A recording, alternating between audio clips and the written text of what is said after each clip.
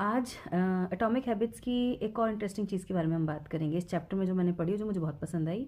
जब तक इसे पढ़ा नहीं था तब तक पता भी नहीं था कि एक्चुअली ये चीज़ हो रही है या हम कर रहे हैं।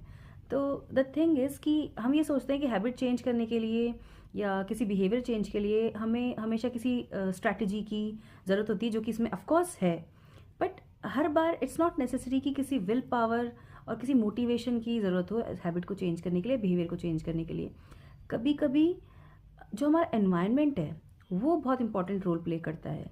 जिस टाइप का एनवायरनमेंट होता है हम वैसी ही चीज़ें करना शुरू कर देते हैं। जैसे ये बहुत कॉमन होता है कि हम फ्रूट्स लेके आते हैं और उनको धो करके साफ़ करके रखना होता है और रख करके उनको पीछे की साइड दबा देते हैं फ्रिज में, या कहीं ऐसी जगह रख देते हैं जो कि हमें विजिबल ही नहीं होती है।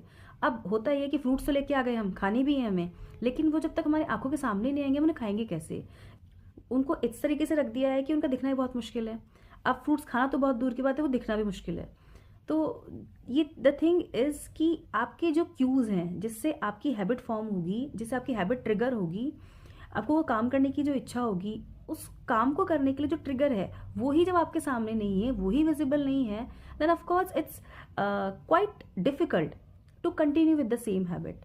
तो यहाँ पर अगर कोई हैबिट स्टार्ट करनी है तो उसके लिए उस क्यू को, अगर आपको कोई हैबिट स्ट्रांगली बनानी है तो उसका क्यू भी इन्वायरमेंट, उसका इन्वायरमेंट भी स्ट्रांग होना बहुत ज़रूरी है।